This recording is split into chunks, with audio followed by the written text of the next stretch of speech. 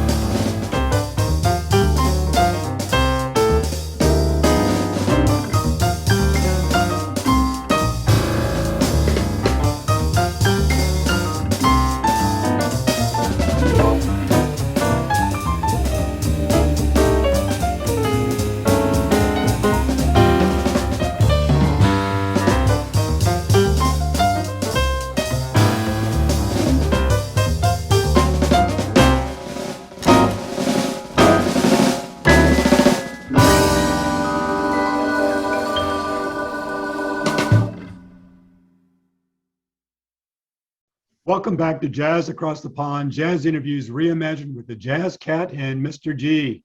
We just listened to Hey Chick, recorded originally as Hey Jim by the legendary vibraphonist Mr. Terry Gibbs back in 1961.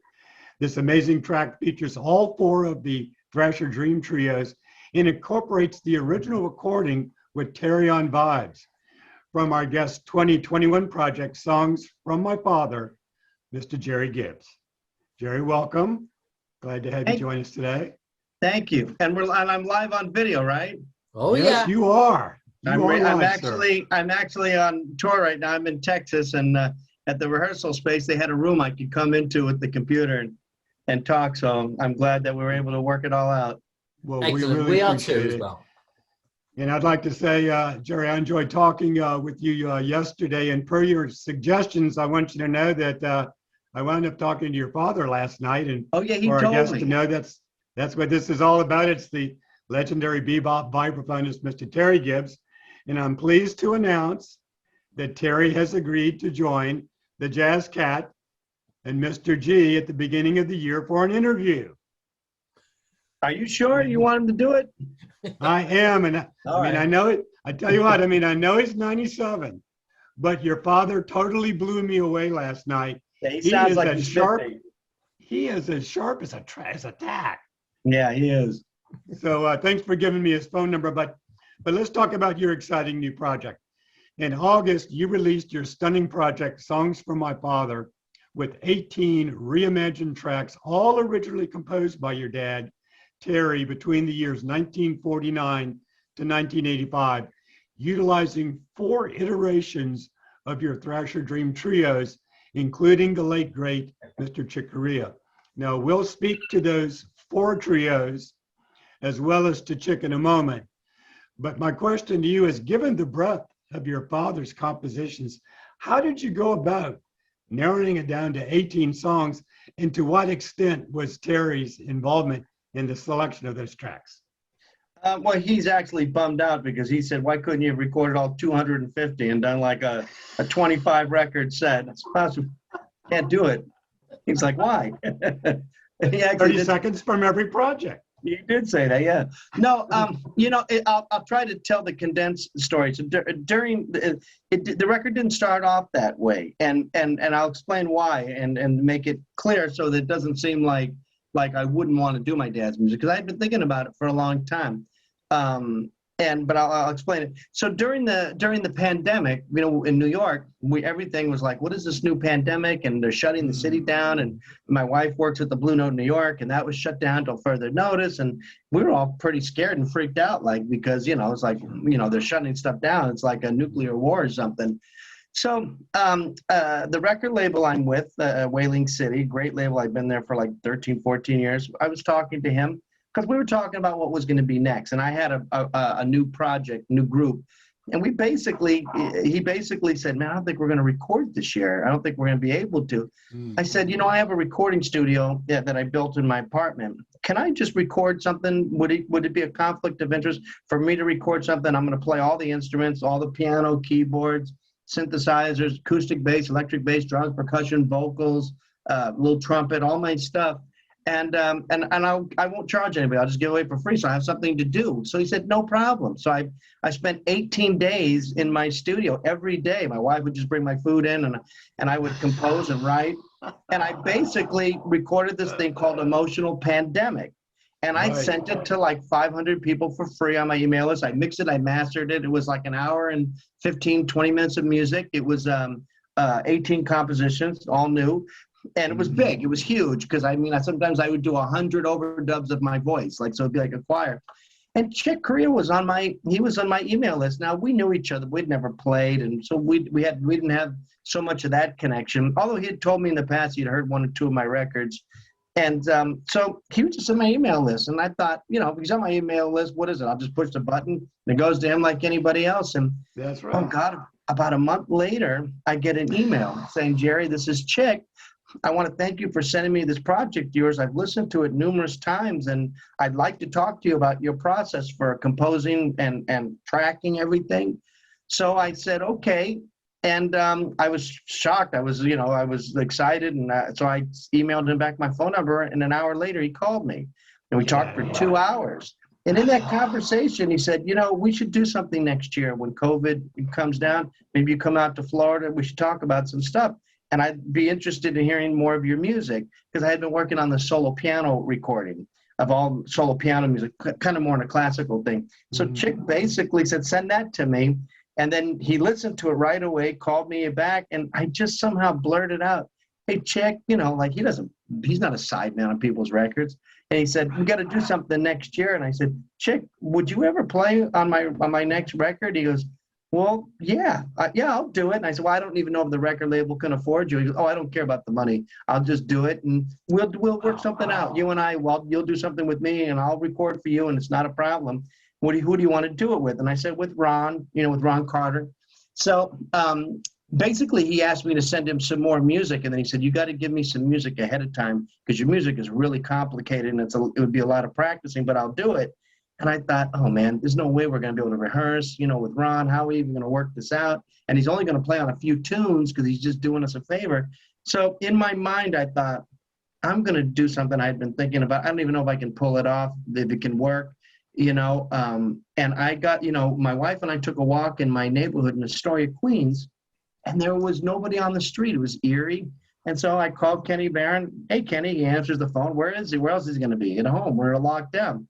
Yeah, I'll do it. Hello, Buster Williams. Yeah, Gerry, I'll do it. Hello, Patrice Rushen. Yeah, Gerry, I'll do it.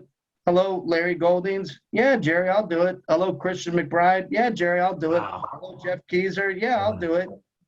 And so all of a sudden it was like, I said, man, I've got everybody together. I called the record label up.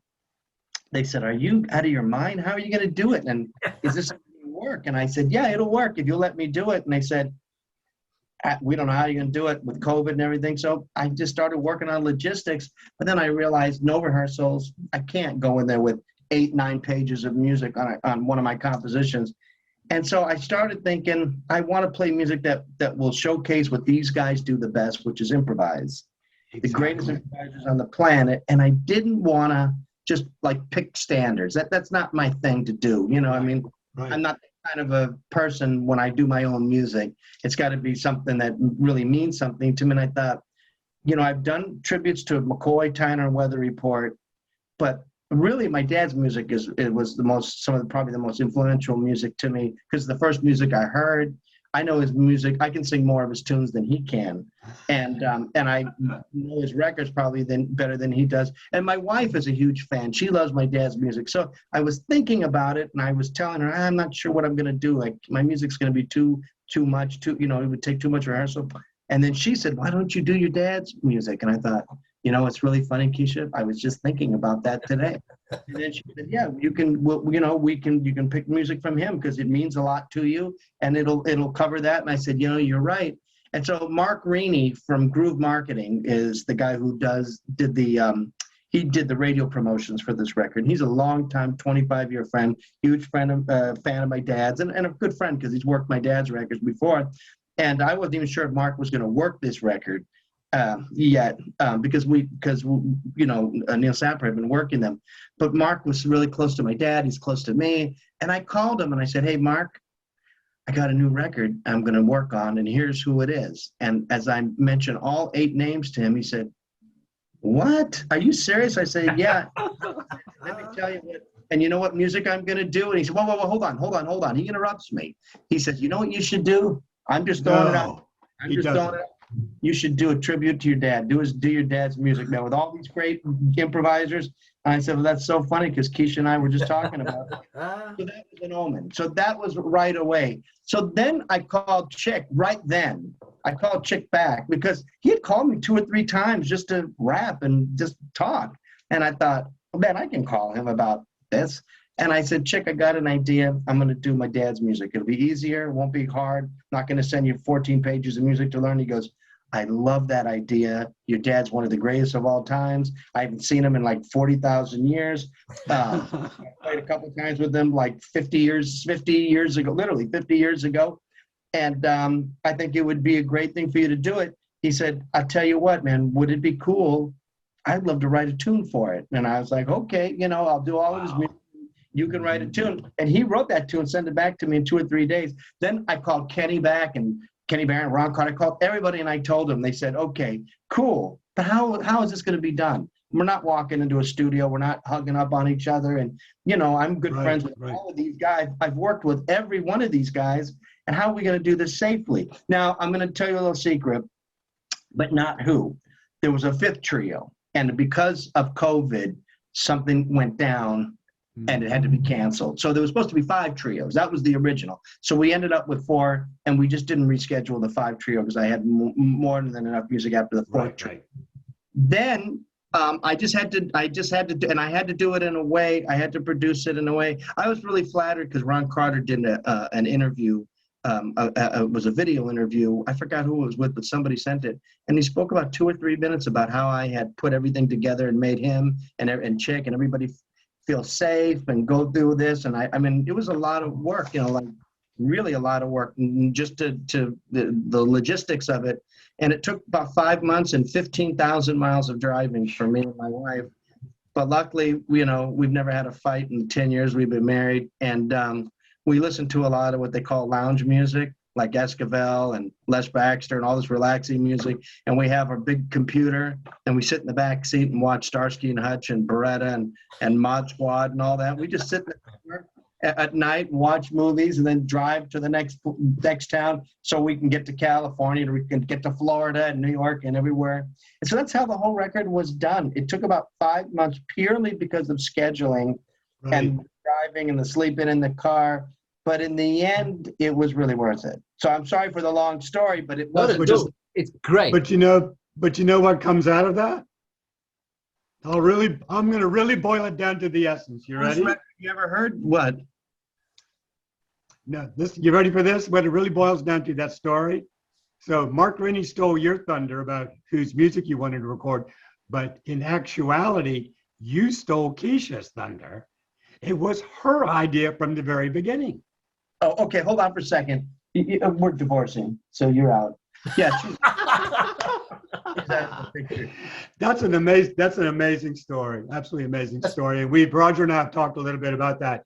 Roger, where did you want to go next, buddy? Well, I was just going to say, I mean, yes, what we're saying is that is the album, and we've both got it on both sides of the Atlantic. It is a stunning album. We both feature on our respective radio shows. And I'm just going to very, very quickly just repeat, because you mentioned that incredible list of musicians, and I'm just going to reiterate to them. So you got the legendary Chick Corea, you got Ron Carter on bass, combines acoustic with Kenny Barron, Buster Williams, Patrice Rustin. Of course, I used to play in my disco days the hit single "Forget Me Not," great song, all the rest of it gets people on the dance floor. And Larry Golding on the Hammond B3000 with the Leslie speaker going on. And the 4th trio, Jeff Geezer and acoustic piano, Kristen McBride on acoustic bass. I mean, just an incredible list. You've actually answered my next question. So how you collaborate and get them all together. So we thank you. It is a stunning album. Kevin, your next question, please. Okay. Well, Gerry, I wanted to tell you congratulations on your powerful project. It's been crushing the Jazz Week jazz charts. You hit number 1 in very quick fashion. And in 15 weeks, you have already reached the number 18 spot on Jazz Week's running 52-week jazz chart with 37 weeks to go. So we'll be watching it. Number 1, but that was pretty flattering. Yeah. Well, it did hit number 1, but right now, with 37 weeks to go on the 52-week chart, because it's a rolling 52, I bet you're going to climb even higher than that. But the one thing that I wanted to bring up, though, was, and we've already mentioned Chick Corea. Roger and I cannot begin to tell you how thankful we are that you collaborated with the late, great Chick Corea on songs from my father. Little did we know that your project would contain the last 4 recordings by Chick Corea, and his final composition, Tango for Terry, which you've mentioned, is the song that he dedicated to your father, Terry Gibbs. Now, I know you must have been stunned. You did have a quote with respect to Chick, and I'm going to go ahead and just read that if I might. You said, "I, like everyone that's my age, grew up learning and idolizing Chick. For the last 5 months of his life, we spoke weekly on the phone. Sometimes it was about future plans to do more music together. Sometimes it was to talk about new music he or I was working on. Sometimes it was just to say hello. What an honor to have had those last 5 months becoming friends with Chick Corea. You definitely were fortunate to be able to speak to Chick on a weekly basis during those final months. If you can share with us just a little bit more about those conversations, and also, how did your father, how did Terry react to the news of Chick's passing? Well, it was really weird because what happened was, so basically, Chick and I were, it was very weird. Sometimes he would send me these little things that he would want me to put a drum track on, like he would clap and send these things back. And so, and there was one more tune, the tune that everybody plays on one tune all together. I put it together so they could all do that. And Chick was supposed to play on that. It's funny, actually, one time I got a phone call. My wife and I were watching TV at 3 a.m. and the phone rang. And I answered and I look over at the phone, I go, and my wife looks at me, it's Chick Corea. Like, you must have butt dialed. It's 3 a.m. And so I answered the phone, I'm not uptight about that, but, you just wouldn't think you would do that.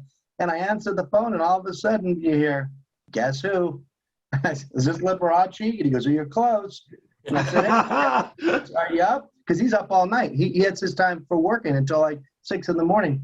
So, and there was another time, I remember he called. He just wanted to talk about bebop stuff. It had nothing to do with the record or any other music. He just wanted to talk about some bebop stuff that he wanted to talk, because we would always talk about, I was a huge influence from a lot of his avant-garde period and a lot of his fusion period. And Right. So I had 2 musician friends. We all had masks on. We were in the car. And I had 2 musician friends, and I said, shh, be quiet. This Chick's calling on the phone. I want to answer it. But I just, and I have You them name on the, dropper. You name I dropper. have the car phone, on. So I'm taking them home. And so I hear one of the guys in the back go, hey man, just drive around. Don't go home. And for an hour, they sat in the back seat like little giddy children. It just like, listened. everything Chick said. Chick didn't know. They were just sitting in the back listening to everything Chick. He's just talking about music. It's not like he was saying anything that would be private, And so I mean, I had some great conversations with him. I can be really like super silly, so so sometimes it would, that would come out of him a little bit. But we just talked about a lot. I mean, he was always saying, "Send me, what are you working on now?" And I'm always working on stuff. "Oh, send it to me." And then he would always listen to it and call me back right away. And I was just like, "This is so weird," that I can't even get my own friends to listen to it, and here's him.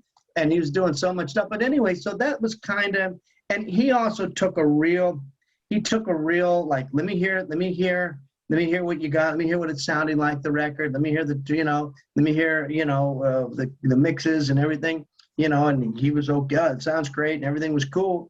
And so I get a phone call. It was crazy. I get a phone call in the morning from Mark Greaney. He says, Gerry, did you hear in the news? And I said, about what? And he said, Oh, wow. Chick passed away. And I was like, what? Because, and I'll go back. And then we hung up the phone, and I kind of sat there like spaced out. And about an hour later, Donna, Chick's manager, called me and said, Chick passed. And I was like, Mark just told me. I said, what? What happened? And then she said he had a rare form of cancer, and that it just took him immediately. But what had happened was, at least with my situation with Chick, is I said, Chick, I want to do one tune where I have all 4 trios play at the same time, and I need to record something again. And he was like, okay, but Gerry, I got to tell you something. I hurt myself. I hurt my ribs, and I think I was exercising too hard, and I need to take a little break. Can we do this in a month? And I was like, sure. And then the phone calls weren't happening anymore. And so I would text him, and he would text me back, because I'm not really up to talking right now. And then I thought, oh, maybe something was wrong. Like, I even thought, like, maybe something, him and I don't know. Maybe he just was like, okay, maybe not, thanks, Gerry, but maybe no, and it was because he was planning his last month. I will say this from what I heard from his camp. It wasn't violent, or he didn't lose 1 million pounds and suffer. It was very quick, and it happened in his sleep. So that part of it is, at least there's, I mean, there's nothing good in it at all, but for him, at least, if that's how it was, that's probably. So that's what happened. So at that point, we decided, let's record that tune. And I called Pops. I said, Pops, we're going to record that tune I told you about. And he's like, okay, what are you going to do? And I said, Pops, I'm going to do something really weird. I said, well, first of all, I wonder if I can get a solo of yours. I said, Pops, let me ask you a question. Some of your records are so old. Would anybody know the difference? I mean, would we have to get permission if I took the original solo from Hey Jim and I superimposed it? I'll keep the bass in the piano. I grew up playing to the song, so I could emulate the drums perfectly because the drums are still in the track. I didn't want to remove the drums because it would make the vibes and the bass and the piano more muddy sounding. So I said, I'll just emulate the drums to the T, every inch of what Mike Romero plays, and then I'll add Larry Goldings on organ, just so that the organ will be throughout the whole tune, so it gives it some continuity. So we've actually had 5 or 6 reviewers where they did not read the information, and they said, Terry sounds better than ever. It's like, if you read the information, that's him in 1961, because the sound ended up being really great. And I was able to get everybody together and make that, put all the things together, and everybody thought it was crazy. And how are you going to do this with your dad? But, I do a lot of programming in the non-jazz world and more the electronic music world and stuff, writing for film and stuff. So I'm used to doing that. I was able to do it, and it was one of my all-time favorite solos of his. So I was glad to have it. I tell you what, until I actually read some of the comments that you wrote about the project, I'd heard that song, and I suspected that it was your father. But to be honest with you, it was so seamless that's what prompted me to read who was playing the vibes. Yeah. And then when I saw it was your dad, and then I looked at the credits and it said originally from 1961, and went, well, I'll be darned. Right. And the tune was called Hey Jim. He recorded it one more time on a record we did with Joey DeFrancesco and Eric Alexander, because I asked him to. Right. And so he did. And then basically, when we did it, I said, we should dedicate this to Chick. So it's your song. Can we change the title? And he goes, yeah, call it Hey Chick. So that's what we did. And everybody was excited about it. And to answer your other question, Pops didn't really, he just wanted to hear the music because he was impatient to hear it. So, and I was going to surprise him and not tell him about the record, but all the traveling around, I talked to him every day. I'd be like lying, hey, so what's going on today? Nothing. I'm like working on the record. But so basically, no. But he gave a great compliment at the end. I'm going to say this, if anybody hears this, it's really, there's real travesties in the music world. I'm saying this not because he's my pops, but he's never received that NEA Lifetime Achievement Award. They're giving it to musicians in their 50s, and it makes absolutely no sense that he's been bypassed. Now, he was put in again this year, and we'll see what happens. But basically, after he heard the record, he said, hey, Gerry, you know what? I may not get the NEA award, but this record is more of an award than any award that I could get. So for him, he loves it. He loves it because it's all of his favorite players. Patrice Rushen worked with me off and on for the last 25 years. So he knew he only knows Patrice through me. And Larry, the same thing. Although I think he tried to call Larry once and he wasn't available. He had met McBride once or twice. Obviously I live in New York, so I know McBride. He never knew Keezer, never met him before. He kind of knew his name. Kenny is an old friend, but they never worked together. Buster's an old friend. They never worked together. Ron knows Pop, but they never worked together. Yeah. So it wasn't really like I'm taking all Pop's people and getting them together. But they all know who he is and the importance. And they love the songs. So real quick, in answering this, very quick, you asked me, how did I pick 18 out of 300 songs? My wife and I got in the car. We drove out to Long Island. There was no traffic because it was COVID. We were in the car. We drove all the way out to the end because it was beautiful. There's palm trees and everything. It was a hot summer day and there's nobody on the road. And we're just driving and she's got the iPod. And she's like, oh, yeah, that's a good one. What's the name of that one? So-and-so. All right, put that down. No, not that one. No, not that one. Yeah. What's that one? Yeah, put that one down. And so I basically put the 18 songs down by just driving, listening to, having her just click on the button of 300 songs. Because I had all those records on my iPod. I mean, I could have, there's a million of them, but I also wanted to pick songs that I thought that would be right for the trios. That each guy would say, hey, this sounds like something I wrote. I can play on this easily. I don't have to come out of what I would normally do to play this. So that's why everybody sounds so amazing playing it, is because it really fit who they were, you know. Right. Okay, I'm going to jump in. I'm going to jump in sideways and try to say something here. Time is Sorry. running very, very quick. We've spoke primarily about your fabulous new album, but I just want to take it like a little bit before the curtain comes down. And you grew up in Southern California, played drums at the age of 4. Okay, at the age of 7, you'd already appeared on TV a couple of times. Now, our researchers, are they correct? Because my father was a drummer in a band. He had a big band and that, and here in England and that, and we always had this little debate. And I was a Buddy Rich fan. He was a Gene Krupa fan. Right? So we always had this little bit of a tete-a-tete about what was going on and that. And of course, I won in the end because Buddy Rich was the best. Now, and that's another story. But anyway, are we right in saying that Buddy Rich actually gave you your first drum kit? Yeah. Wow, here you are. My first drum set was my dad's drums, but then I had my own drums. Yes, he did. Pops took me to the Johnny Carson show where Buddy was playing, and basically I was a little boy, and I played on a chair for him, and he played on the chair with the drumsticks, and we traded fours, and somehow he said, "Hey, it's Christmas." He was you know, he liked me, and I was Terry's little boy, and I wasn't playing real fast. I was just playing a drum beat, and I couldn't stop staring at him. You know, he was my idol. And he just threw out, I guess, you know, just kind of set himself up, not realizing that what the answer would be. He said, "Hey, man, what do you, I'm going to, you know, for Christmas, man, I'll get you something. What do you want?" And I said, "Here are your drums." And he, you know, and I guess Pops took me to Disneyland. And after his 2 weeks at Disneyland, we packed up the drums in the car, and that was it. Well, I was very fortunate to see Buddy Rich live a couple of times in the United Kingdom when he came here. Right, another quick one. I like all these little facts, and this is why they call me the Jazz Cat, all right? While performing in Los Angeles, your band caught the eye of a certain drummer-producer, a gentleman called Stix Hooper, all right? Now, Stix Hooper, his actually real name is Nesbitt Hooper. And, of course, he was with the Jazz Crusaders, then the Crusaders, with Wayne Henderson, Wilton Felder, and Joe Sample. A lot of people don't realize that they were called, before the Jazz Crusaders, they were called the Swingsters.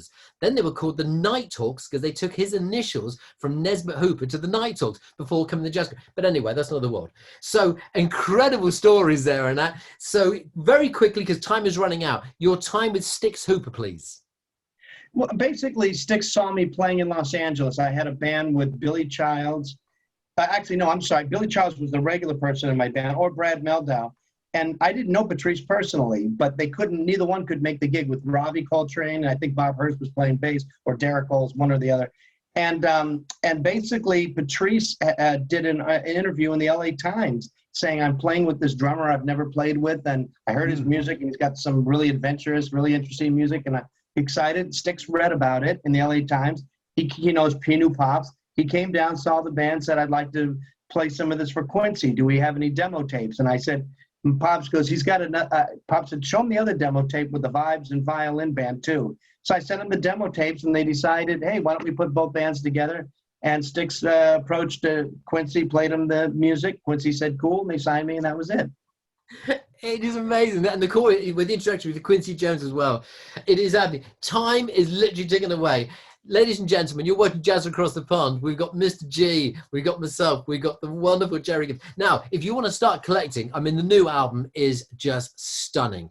And there's still time to buy it and put it on in your stocking before Christmas, because it is a fabulous. And of course, there's an array of other great albums there. They are all tremendous. Look at these. There's a whole host of them. We love them. Before we finish, Kevin, question from yourself, sir.